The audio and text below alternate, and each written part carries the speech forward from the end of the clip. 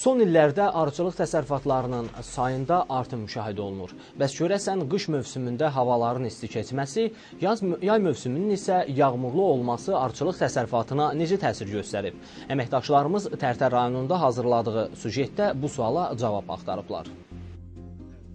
Arı halallıq və bərəkət rəmzi sayılır. Bu təsərrüfatla məşğul olanlar arıçılığı bir elm də adlandırırlar. Çünki bu sahənin bir çox incəlikləri var ki, onlardan biri də arılarla diqqət və vaxtında təmasda olmaqdır. Əgər belə olmasa, nə təsərrüfatı inkişaf etdirmək olar, nə də bol məhsul əldə etmək. Arıçılıq təsərrüfatında əsas şərtlərdən biri də onu qışdan itkisiz çıxarmaqdır. Tərtər rayonu Hüləvətli kəndində yaşayan Mahir Qarayev əslən Ağdərənin Kərəmli kəndindəndir. Dediyinə görə uzun illərdir ki, arıçılıq təsərrüfatı ilə məşğul olur. Təsərrüfat sahibi deyir ki, bu qış havaların isti keçməsi arının tez oyanmasına səbəb olub. Arının erkən oyanması isə ailənin tez məhv olması ilə nəticələnə bilər. Belə ki, tez oyanan arı çəmənliklərdə və meşədə yem tapmadığı üçün yeşikdə olan ehtiyat yemdən istifadə etməli olur. Məhz elə buna görə də bu müqəddəs varlığı daim diqqətdə saxlamaq lazımdır. Qışdan çıxan arı müəyyən xəstəliklərə yoluxa bilir ki, bunun da qarşısını vaxtında almaq lazımdır. Maraqlıdır, amma hansı üsullarla?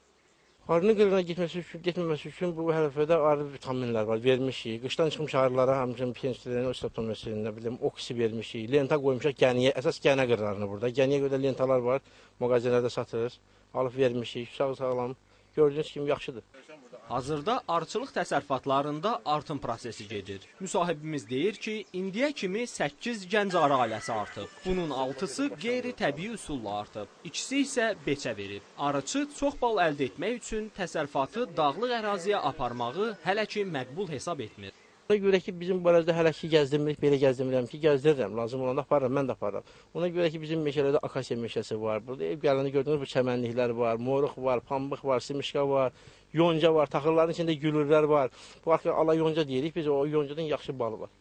Akasiya meşəsinin 1 hektarında 1 ton balı var. Yaxşı, güclü akasiya meşəsində. Ona görə də hələ ki gəzdirmirəm. Görsəm ki, indi zəifliyir, geri gəlir, kəsildi. Onda harada varsa gəzdirib, aparıb qoyacam orada. Arıçı Mahir Qarayev onu da qeyd edib ki, hazırki hava şəraiti arıçılıq üçün olduqca əlverişlidir. Əgər bu cür hava davam etsə, mövsümün sonunda bir yeşikdən ən azı 20 kiloqram bal götürmək mümkün olacaq. Daşqın Güneyli, Ziya İsmailoğlu, Elmir Həsənov, LTV Tərtər.